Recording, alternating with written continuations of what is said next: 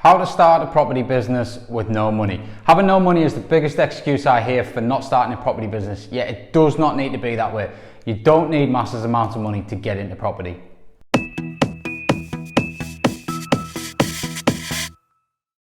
My name is Ryan from Luke Holmes Academy, teaching entrepreneurs just like you how to acquire property fast. So let's dive in. Property, business, money. A lot of people say that they can't get into property because they've got no money, but the real reason they can't get into property is because they're not educated, they don't know the knowledge and they don't understand the strategies. Once you get yourself educated and you understand how you can do it with someone else's property, it's an absolute game changer and you can get into property. Now, I'm not 100% on this no money down thing. I think you do need a little bit of money to get into property, but you don't need the amounts of money that isn't accessible. You know, I understand a lot of people might not have 40, 50, 60 grand at the ready, or their friends and family might not also have that type of money to borrow from.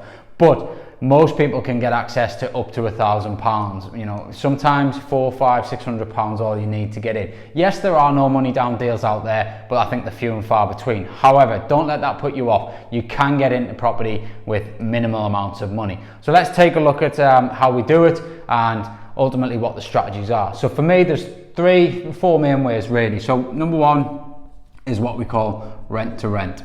Now, rent to rent is a very, very simple strategy. Basically, what we're going to do is we're going to use somebody else's property. So we rent a property off a landlord. You think, why might they do this? There's a lot of reasons really, but the benefits mainly lie around, you know, where we're going to run it as a business, so therefore there's going to be no void periods for them. You know, the company's going to back it. So sometimes they might ask for personal guarantors, and you know, ultimately, if you're confident in your business, which you should be, then you're going to be able to offer that guarantee, and therefore you're going to be able to rent it for a long term. The way that we do rent these properties, you know, you're going to be taking care of them a lot better. You're going to be taking the maintenance, and one of the biggest things that landlords struggle with is just tenant hassle. A lot of people don't want the hassle of a tenant. So we're going to remove that from them. And, you know, ultimately we want to be property entrepreneurs. We don't want to be landlords. You know, that's not what I coach. You know, at the end of the day, being a landlord is very time consuming. You're just giving yourself another 9 to 5 job, or even, you know, 9 till 10.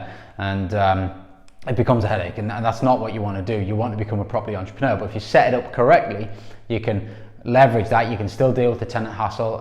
If you service accommodation, you can still deal with the guest hassle, but ultimately you're not personally dealing with it. So it's a great strategy. We use someone else's property, we rent it for a certain amount of money, and then we either do one of two things with it. We would either rent it, as a touch base there, as a HMO, which is a house of multiple occupancy, or we rent it as an SA unit, service accommodation unit, i.e. Airbnb, Booking.com, Expedia, that sort of thing. So you either become a host, or you become sort of a multiple room by room sort of landlord. And you then make the difference on the profit. So, you know, if for example in layman's terms we were renting a property for £1,000 and it had 5 rooms, we might then rent each room out for £500 a room, which is obviously £2,500 a month, assuming you were full, and you include maybe £500-600 worth of running costs, because obviously as a landlord running a HMO business, or as a host running a service accommodation business, you're going to have to front the bills, council tax, water, gas, electricity, Wi-Fi, TV licenses, that sort of thing. So on a HMO strategy, 2.5 grand coming in, £1,000 going out, £500 worth of bills, you're going to net yourself £1,000, which is £12,000 a year. Now, who doesn't want £12,000 a year from a property that they don't own? And they are true figures. They are happening day in, day out in my portfolio. They're happening day in, day out in my mentees' portfolios. And, you know, everybody else that you speak to that's executing this strategy properly is doing exactly the same with similar sort of returns. Now, service accommodation, exact same thing, but instead of using the 5 bedrooms to rent them out room by room, we are going to host them out on a night by night basis. And again, you know, these type of properties can attract very large bookings. I know some of ours have done in excess of £5,000 a month. We've had big contractor bookings in there, and they're wanting to accommodate large amounts of people under one roof. So a very powerful strategy. Rent to rent, rent to SA. Next option is obviously lease options. I have touched base on this in an earlier video on my channel, but in brief, what you do is you're going to lease a property off somebody. You're going to remove the headache for them of having to run the property and manage the property, and we have a delayed completion on the asset. So typically with a lease option, you know, it might be something around the 5 to 10 year mark where you'd agree to purchase that property, and during that time period you're going to then run that property. Now the good thing about a lease option is because you're only running the mortgage payment, or you might agree a small amount of rent if they haven't actually got a mortgage, then you can actually single let those properties as well. I would always try and super rent them, which is for me service accommodation or HMOs. You can make a lot more money doing that, but if you didn't want to do that, or the area or the property didn't dictate that could happen, with a lease option you can still single let it and maybe make £200-300 a month. Again, £3,600, £4,000 a year from somebody else's property is not a bad return over 5 to 10 years. You're talking £20,000 to £40,000 from somebody else's property. So great strategy and great ways to get into property without having any money. Another way is obviously JV or investor finance.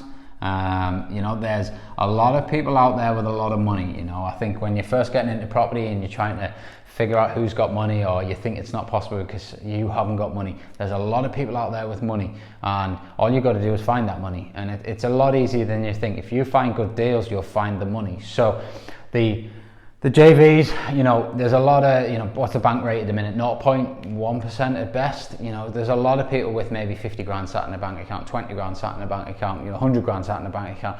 But you don't know until you start asking. You don't know until you start showing people what you're doing.